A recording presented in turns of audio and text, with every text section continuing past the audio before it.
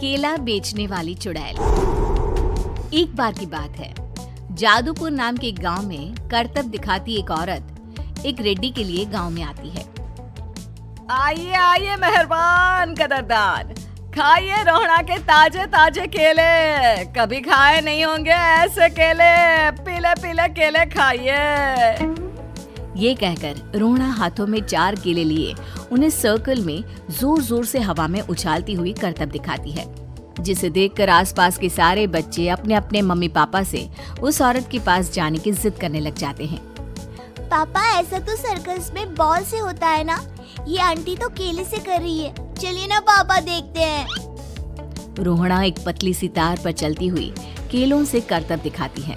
आते जाते सभी लोग बाहर रुककर उसके करतब देखते हैं और वाह वाही करते नहीं थकते। जैसे ही एक आदमी पास आकर उसे पैसे देने लग जाता है, तब वो कहती है, अरे नहीं नहीं साहब, मैं करतब तो बच्चों के मन को बहलाने के लिए करती हूँ। धंधा तो मेरा केले का है। पीछे देखो मेरी रिड्डी, जो भी मेरे केले खाएगा मेरी तरह चुस्त दुरुस्त और तंदुरुस्त हो जाएगा। पता चलता है क्या कि मेरी उम्र 55 की है। अरे पर ऐसे ठंड के मौसम में कोई केला क्यों खाएगा? ये ऐसे वैसे केले नहीं है साहब, ये शरीर में गर्मी देते हैं, ठंड को दूर भगाए। जो भी रोहिणा के केले खाए। पापा, अगर मुझे केले नहीं मिले तो मैं घर नहीं जाऊंगी। तभी उसके पापा कहते हैं कि बेटा, केले ठंड में कभी गर्मी नहीं देते। ये सब कहने की बातें हैं, सामान बेचने का तरीका है इनका। पर पिंकी नहीं मानती। मैं केले खाऊंगी। पिंकी की जिद के आगे नत्थू हार जाता है और उसे केले खरीद कर दे देता है। पिंकी खुश होकर केले घर ले आकर खाती है। अब मैं भी करतब करूंगी, कितना मजा आएगा। जादुई केले। पिंकी पहला केला खत्म भी नहीं करती कि वो बेहोश हो जाती है। दूसरे केले से एक काला धुआं आता है और रोहड़ा चुड़ैल बनकर बाहर निकल आती है। मेरे भूतिया केले बच्चे न खाए, ऐसा हो ही नहीं सकता। जादूपुर वालों, कब तक बचोगे? आ गई हूँ मैं रोहड़ा, जिसका कोई नहीं कर सकता सामना। रोहड़ा पिंकी को गोद में उठाकर काले धुएं में कहीं गायब हो जाती है। शाम के वक्त नत्थू घर लौटता है और पिंकी को घर में ना पाकर उसकी माँ से कहता है, माँ पिंकी कहाँ है? अरे बेटा, उसे तो तू सुबह करतब दिखाने ले गया था ना, फिर कहाँ वापस आए तुम दोनों? मुझे लगा तू उसे अपने साथ मंडी ले गया होगा। हे भगवान, मेरी बच्ची कहाँ गई? मैं उसे घर ही तो छोड़कर गया था माँ। नत्थू गांव के घर कोने में अपनी बेटी को ढूंढता है, पर उसे वो कहीं नहीं मिलती। परेशान होकर आखिर रो रो कर नत्थू हिम्मत हार कर घर लौट आता है। अगली सुबह रोहड़ा फिर से करतब दिखाने आती है और इस बार पिंकी की तरह रोनी केले खरीद लेता है। 50 रुपए दिए थे पापा ने, सारे पैसों की मैंने केले खरीद लिए हैं। अब मैं भी आंटी की तरह ही करतबबाज बन जाऊंगा। यही सोचते हुए रोनी केले खाता है और पहला अकेला केला आधा खत्म भी नहीं करता कि चुड़ैल उसके सामने आ जाती है। मेरे साथ चलने का समय आ गया है रोनी।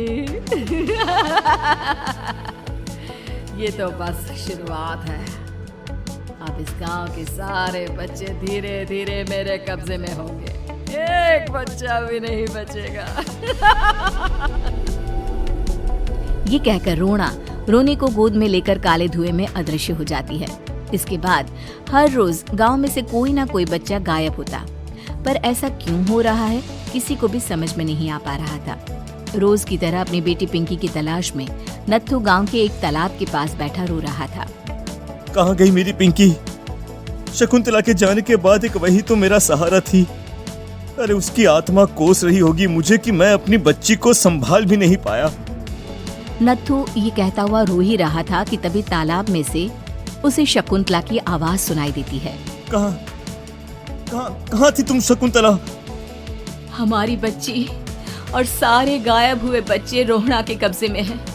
वो बच्चों को जो केले देती है उससे बच्चे बेहोश हो जाते हैं और उसके कब्जे में आ जाते हैं और वो उन्हें ले जाकर काली दुनिया में ले जाती है। पर वो ऐसा क्यों कर रही है?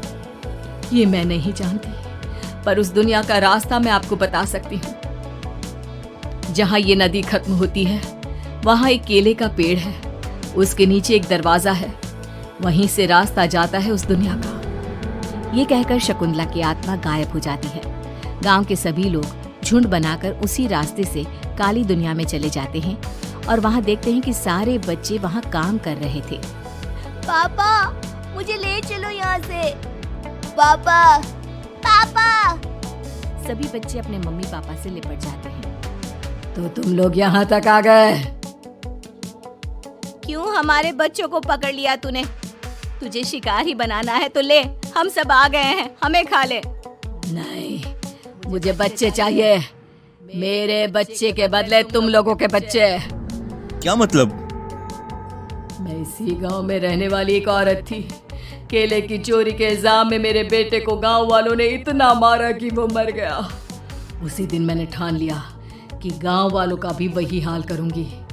कुछ दिन बाद बेटे के चले जाने के दुख में मैं भी मर गई और मेरी भटकती आत्मा एक चुड़ैल बन गई। और फिर मैंने बदला लिया तुम सबके बच्चे छीनकर। बर्दाश्त नहीं कर पाए ना? सोचो मुझ पर क्या बीती होगी। हमें माफ कर दो रोना। पता नहीं ये किसकी गलती थी, पर हम सभी माफी मांगते हैं। हमारी खुशियाँ लौटा दो, तुम भी तो एक माँ हो। गांव वालों की बात सुनकर रोना का मन पिघल जाता है और वो बच्चों को छोड़ देती है। उसके बाद काली दुनिया बच्चों के लिए जादुई दुनिया बन जाती है। अब कोई भी कभी भी वहां आ जा सकता था।